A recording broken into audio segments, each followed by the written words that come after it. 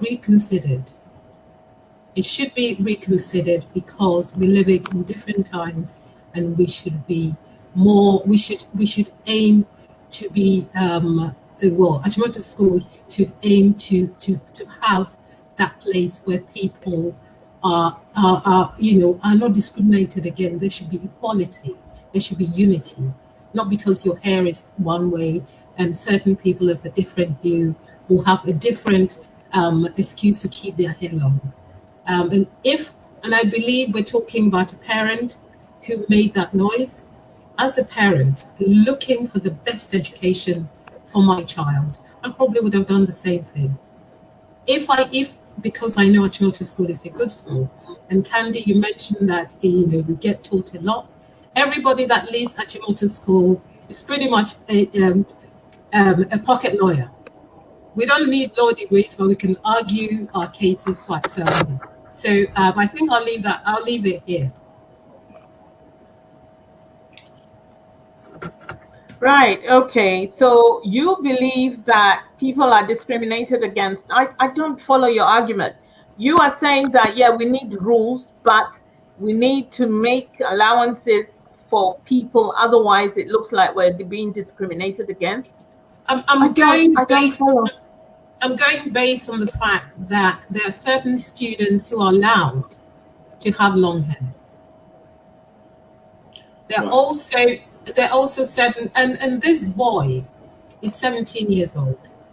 If I was raising a boy at 17 that doesn't know how to take care of his hair, I as a parent has failed. So I've heard things about lice, I've heard things about all manner of things. That is actually quite horrible. And if as a parent, if people are saying things because of their own dislike for a certain type of person, that is worrying. And I'm looking at the social construct around all of this, rather than rules and regulations. And perhaps the rules need to be looked at again. Yeah, I mean, can I jump in here? I think basically the focus on social media, a lot of the focus has been on the boy. Now, how about the other students in the school as well? So if there's a scenario where this person is given those privileges, yeah, because at the moment there are rules and regulations which indicate that you have to have short hair in the school to be part of the school. So the other children will be discriminated against, unless of course the rules are totally changed to basically revise to kind of strike that short hair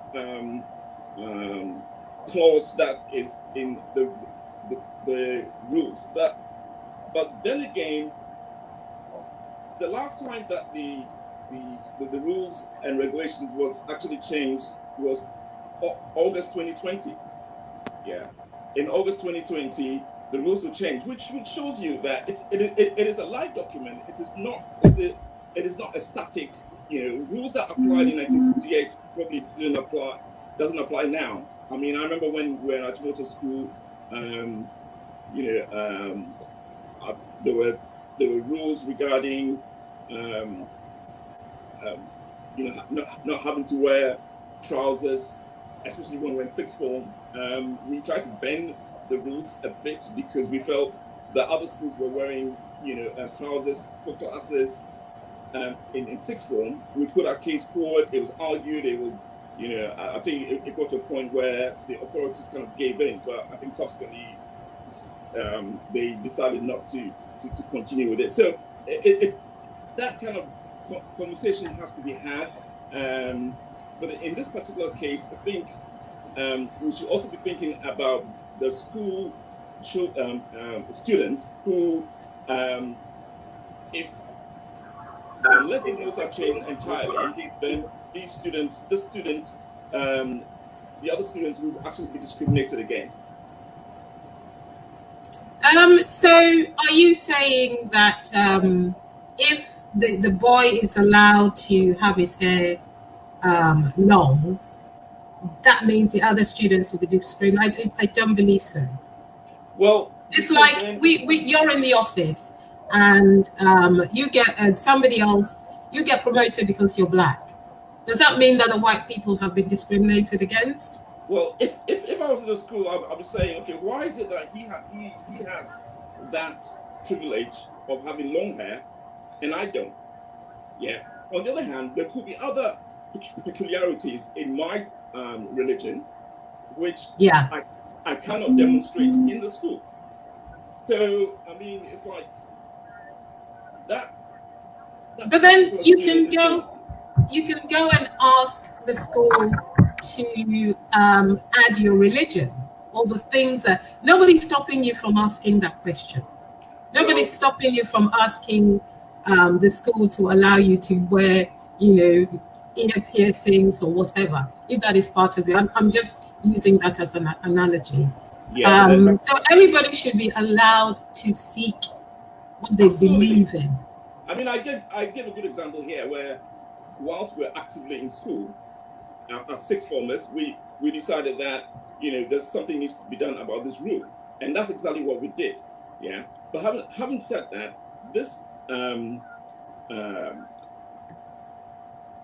the scenario is such that this student was given a prospectus, or an admission letter, which actually indicated what the rules and regulations of the school. Yeah. He had the prospectus. He signed it, and his mother signed it as well. They went to the school with the prospectus. Obviously, they may not have understood that having your hair cut short was having your hair cut short.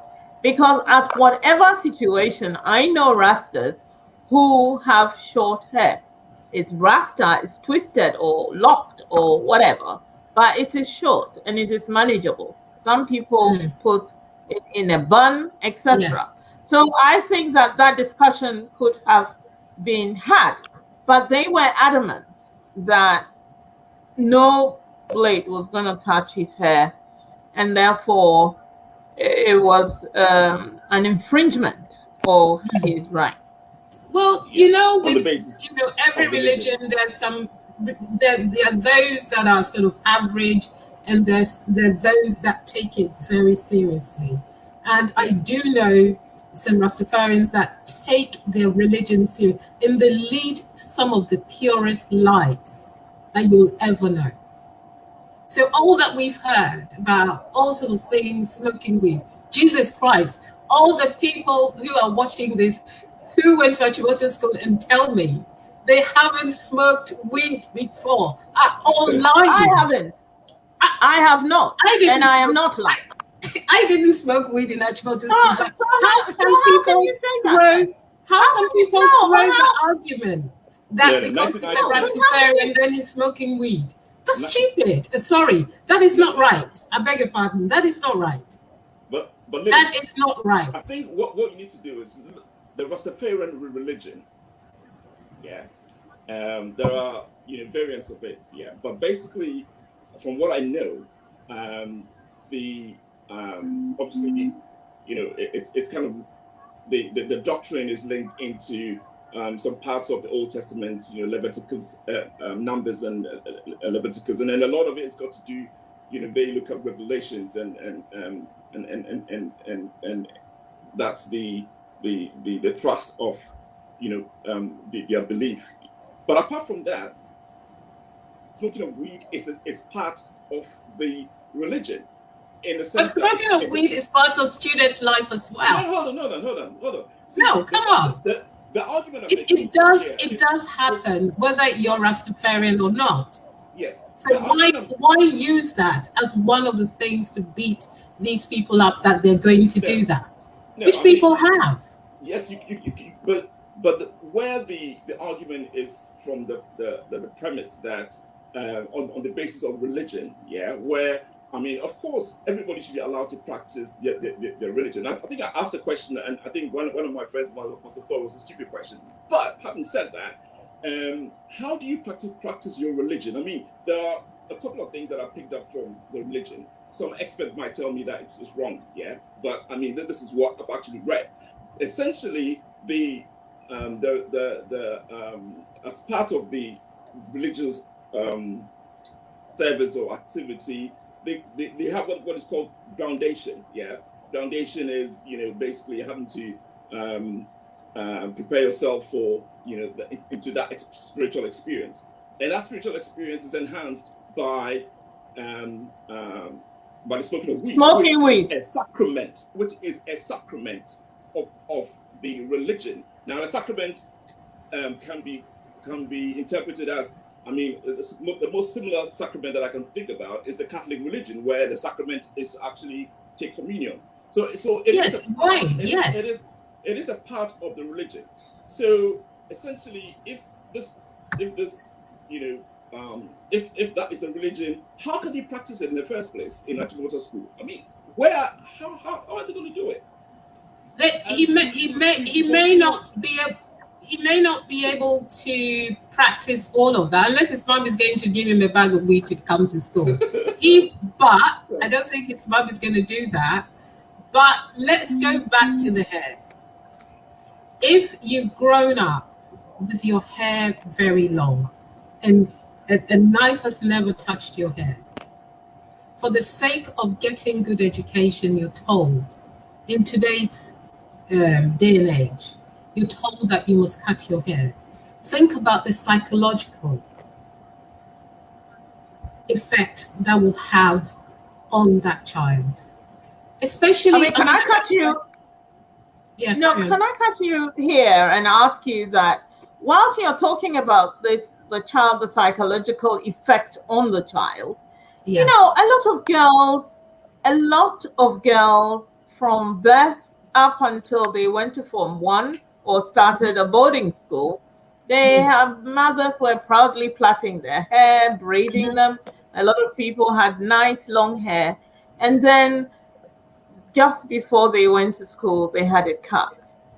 They had it cut very low as well. And it was only when they got to Form 3 that you could plait it at night and comb it out nicely, a little bit grown.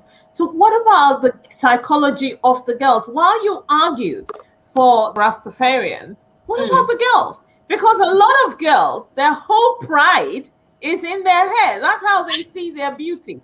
I totally agree. I totally agree with you. But you said something about their moms plaiting their hair. When we went to Form 1, we were 12, very young. Again, you're looking very young, and we couldn't. That's why when we got to Form 4, Form 5, we were allowed to plait our hair and braid our hair. Personally, I found it too much, so I never really got into the plaiting hair thing, and I've pretty much kept my hair short most of the time, not that long, because I haven't done so. The thing is, if you're 17, you should be able to look after your hair. And maybe a boarding school doesn't allow that. And some of the argument has been cleanliness, has been being tidy. What I did see of the boys, they had their hair back and it looked tight. It was just like, it was, you know, that was their religion. And knowing what I know now, if I was to take a knife or a razor to my son's hair, he will be very upset. No, but it's not a razor. It's just keep your hair short. Sorry? It's not a razor. It's not a razor. You are just asked to keep your hair short. It's not razor. Nobody said shave it.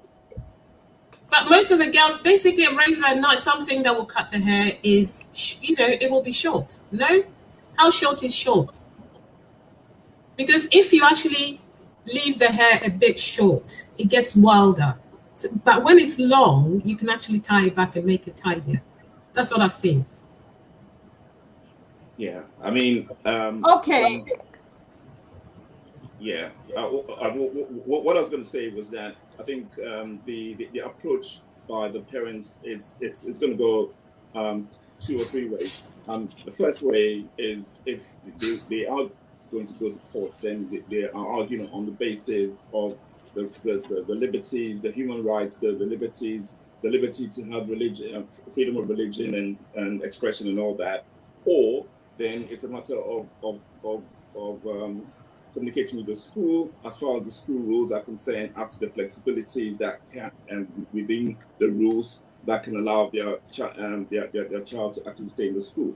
But then I think at this point in time, it's, in my view, it's a bit late having to kind of try and get a school to change a rule which I mean has to be thought through, has to be contextualized in, you know, as to not only how it affects the young man, but how it affects the school as well. The, you know, all the pros and cons regarding changing the rule.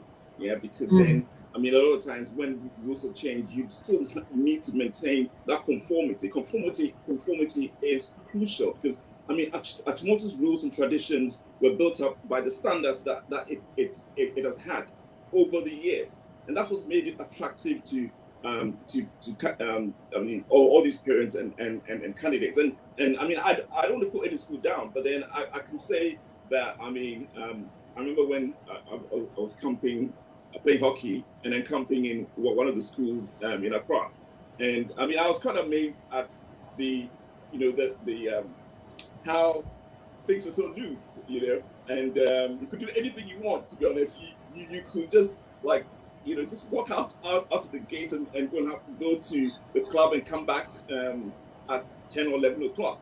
Who cares? Nobody cares. But of course, it reflected on the standard of the school. So we've upheld these standards for a long time, and these are some of the reasons why Achimota School is what it is. I mean, some people say, hey, it's a bit like old-fashioned. No, you know, I think the rules have been revised to reflect the like I said earlier, the socio-economic situation, the technological situation, and the fact that we are a global village. I mean, in so many ways. So yeah, that's what I wanted to say. But there's no reason why we cannot change it some more, because every year new things come, new ideas come. This situation, I'm sure they'll have to go back to the drawing board and have a look again as to how they amend it, or whether they don't amend it, but have different ways of making sure that everybody feels welcome. Well, not out of whim, as it is. Yeah, I mean, but it needs to be policed. I understand you. They can, you know, whatever the rule is, someone has to police it. So you can have, like, you guys had your trousers issue. We had our short skirts. We were always wanting to have our skirts shorter than, you know, the 4 inches above the knee. I know some below you know, below the knee. No, 4 is it? inches, No, 4 it inches not, below the knee. No, your skirt should not be more than 4 inches above the knee. Yeah.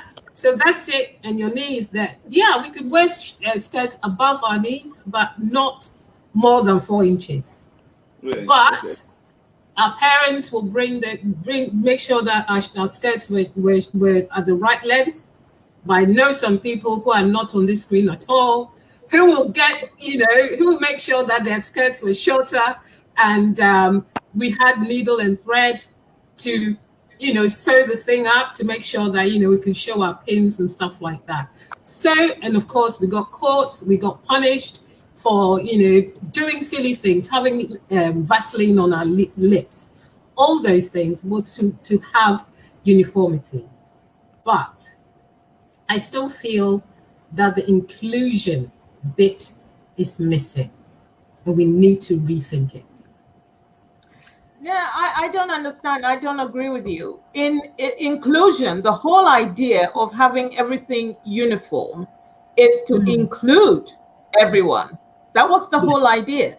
And so that, you know, everybody's, you know, and one thing that people are not stating when they bring up all the pictures of the white children who haven't, is that they were day students. There is even something written weeks ago about a girl who had long hair, and someone said, hey, how did she manage to keep this hair? And someone says, oh, she's a day student. You know, so that picture came without the information underneath, and everybody thinks, but you see, it is through this. My point, and I'm saying this for everyone to hear this, whilst the Mr. Raz, the Rastafarian, was talking on a few, I've watched 2 of his interviews, he said that he single-handedly was coming to teach us how it was, the school was built by colonialists, and the whole ethos of the school is racist. Now, for me, I was startled, because if you know all this, or if you have found that the school is racist and it is based on racism, and to keep the black man down is why they have these rules, why are you insisting loudly that your child should go to the school? The child is going to a school that the ethos is not what you want, and yet you have made so much noise. I also feel that he was disrespectful, because this is a school, an establishment that has been there for so many years, over 90 years, and you come in, the school is older than you, and you come in and you could not even negotiate about your child's hair. You could not talk about it. You resorted to social media. You resorted to screaming at the top of the roof about your child. Are you not drawing attention to your child? These are my thoughts, personal thoughts. And I was very concerned also that and after all of that, they are insisting that the school, what they keep saying is the school is a government school, and therefore the child has a right to the school. The child has a right to education. Now, entering Achimota school is a big thing. All of us had to do our common entrance examinations. All of us were looking at our figures, our numbers. All of us were nervous, and they chose us. They invited us.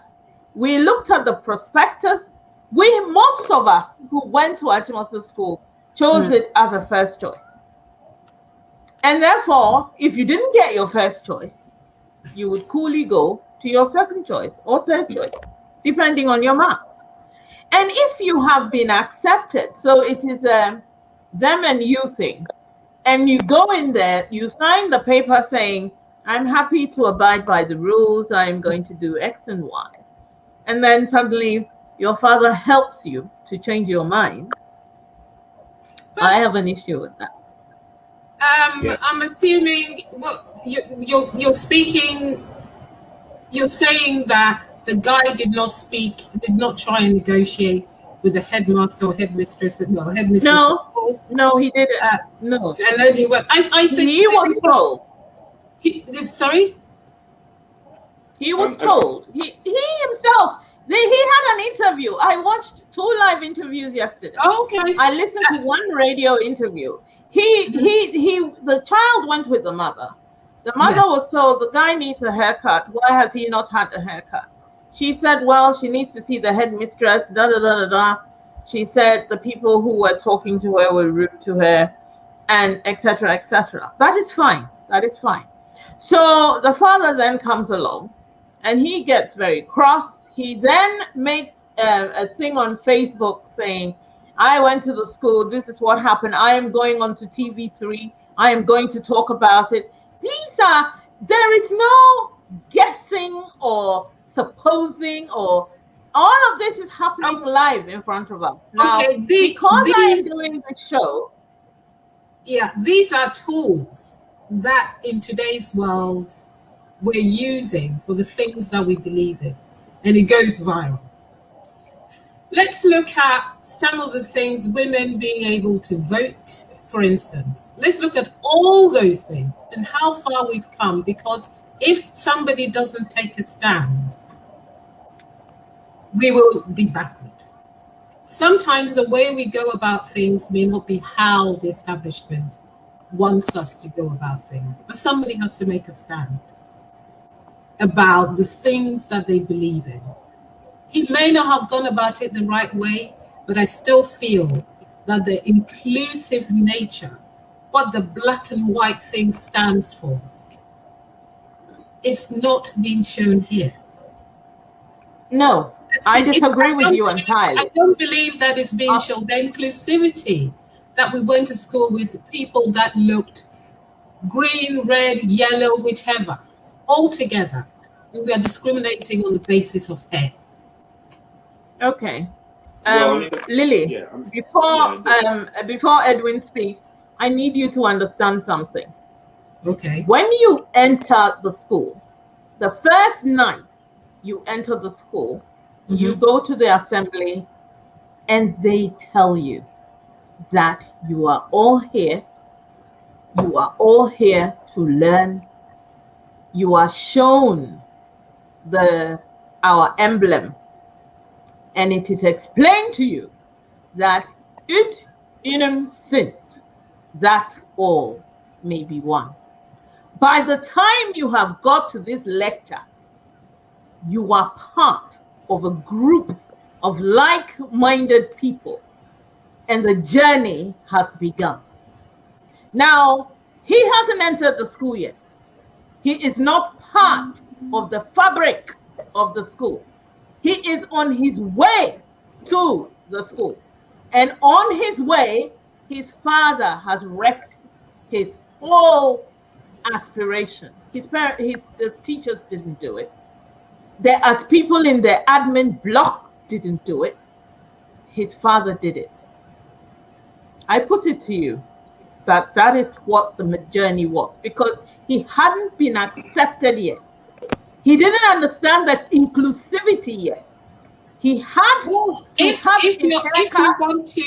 you want to come into someone's home and they tell you that you cannot come in, you assume that they don't want you. They've invited you, but maybe because of the way you look, they stopped you at the door and said, go back. No. How then do you feel that they're going to? I'm just using an analogy.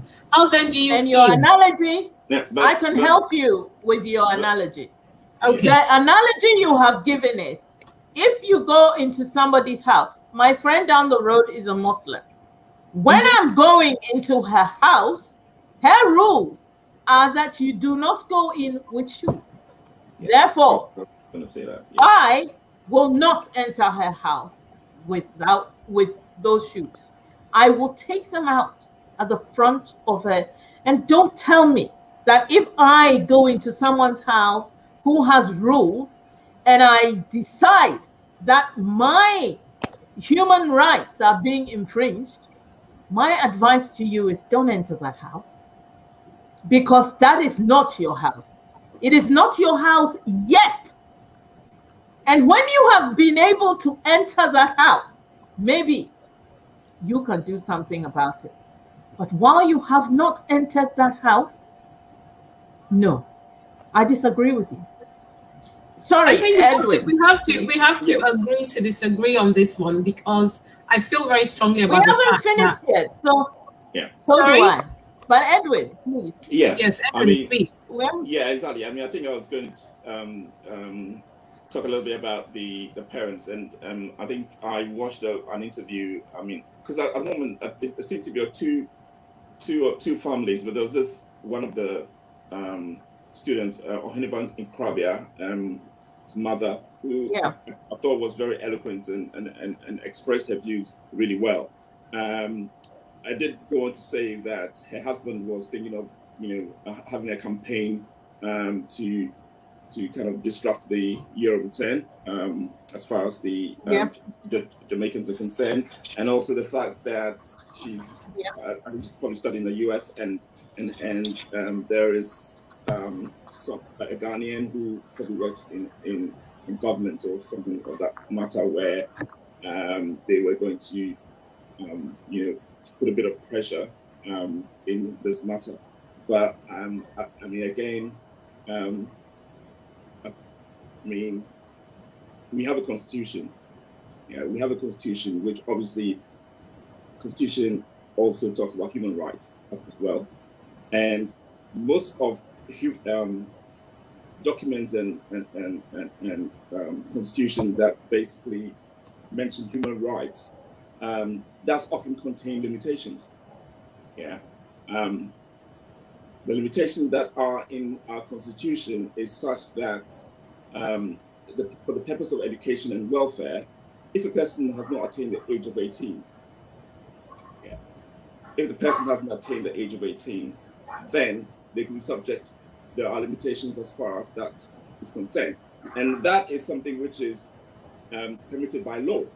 Hence, that some institutions, the likes of our education institutions, where we have children less than the age of 18, can have rules and regulations which benefit the welfare of the children or the students, not one person, but the students.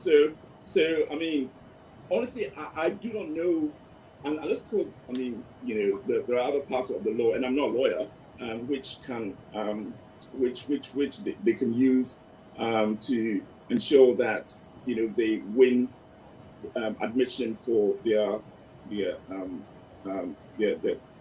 children. As far as I'm concerned, is to actually try to engage with the school, and in terms of the rules and regulations that the school has, and try and influence it, probably now and for the future as well. But when you start threatening, you know, like you're going to bring somebody from the US to come in, I don't care about the US. I mean, you know, the US has nothing to do with it.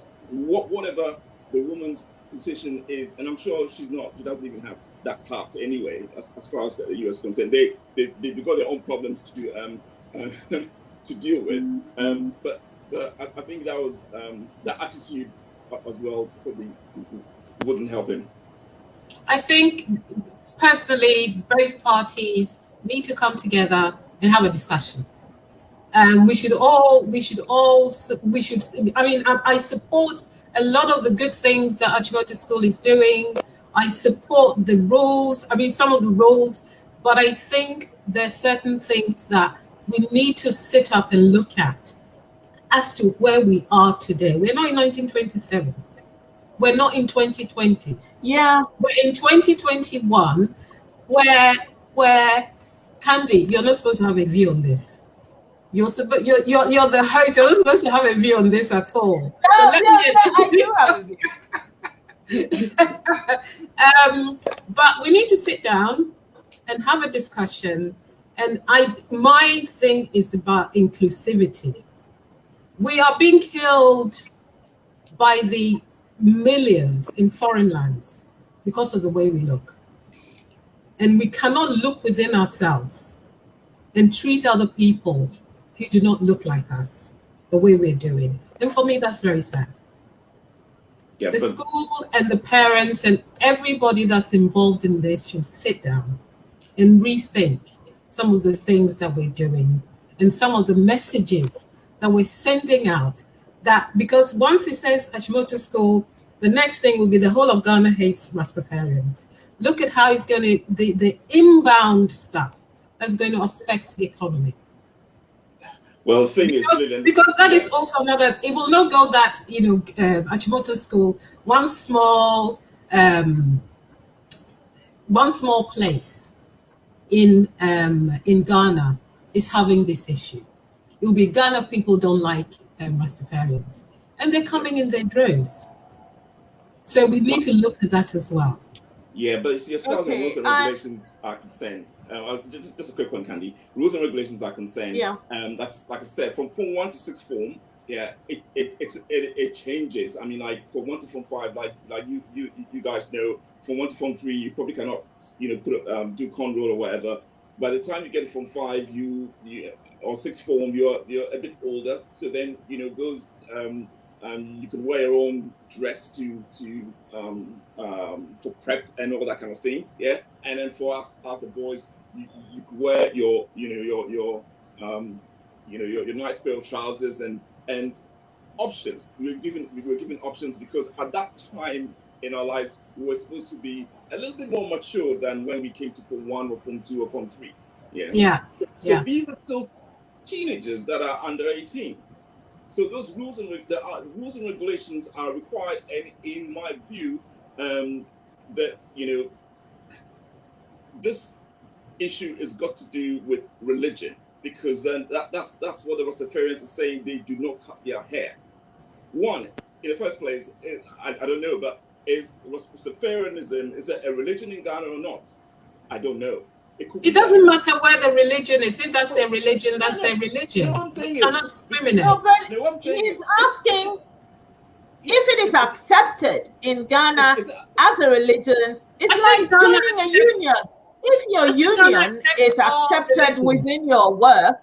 Yeah, but the thing is, that's what I said. Basically, I mean, it has to be accepted as a religion in Ghana. Essentially, it has to be. It probably is a religion elsewhere, but the question I'm asking is it a religion in Ghana? It could be that it is. It has been, registered and all that kind of thing. Second question is, if it is a religion, then I think the students' issues got to do with freedom of expression, freedom of practicing my religion, and obviously our constitution. If you look at those subsections that have been talked about so much, then I don't know where they're going to turn to, because if it kind of falls flat straight away, because I mean there are limitations as far as human rights are concerned. There was a case in Kenya, for instance, where they don't have that limitation as far as human rights are concerned. And it was a young someone who'd taken common trans basically and was going to Form 1 and had Rasta hair, and when she got into the school, and the parents decided to put a hijab on her hair, essentially hide the hair, and then when they found out, they basically said she wasn't accepted in the school anymore. They took it to court and they won. And they won because there are no limitations as far as the Kenyan constitution is concerned. Right. So but in all of this, where is your humanity? This is a young child. This is the somebody who wants their child to get the best education, regardless of how they look. Yeah, but where is our humanity? Where is our humanity in that? Why are we vilifying people who look different? That's how I see it. Lillian, that's how I see it. Yeah, okay, and I agree. I see how you see it. My point, and it's a question to the both of you, is this: if everyone came with their religion, and you, Lillian, you said that it doesn't matter whether it's an acceptable religion or not. So we come with witchcraft, this, that, the other, and in my witchcraft, I'm not supposed to cut my hair, and other people come with other things. Where do we draw the line? If that's all maybe one, then it doesn't work. It will not work. There would be chaos and anarchy because everybody's parents you guys are thinking there won't be chaos and anarchy. It's just somebody who has a religion and is practicing the religion. There won't be chaos. Ghana is not a chaotic place. But making it sound like all of a sudden people will come and they will have hair and they will have talons on their nails and stuff like that. It will not happen. Not only that, but then we're talking about religion, and we're talking about traditional religion as well. In the Volta region, there's the KIKI'S or religion or cult or something to that effect. Believe in nudity. Yeah, they believe in nudity and don't wear dress above the waist level. So that's part of the the belief of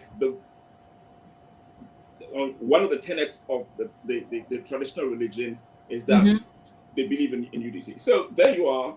I'm in Form 2 or Form 3, And then sitting down. You've gone to research the religion to make a point that people can come. There'll be anarchy. People wear topless things and come. No, what you're saying is that because of religion, of the type of religion that he practices, means that he cannot come to the school. Is that what you're saying? No. It's within the context of the school has to have rules and regulation permitted by law, right? Permitted by law. That is the key thing. And basically, the rules and regulations are permitted by law, but within the Constitution of Ghana, right? And to ensure uniformity, conformity, cohesion, to make sure that So are you saying Rastafarians are not, the religion is not a religion that's accepted in Ghana?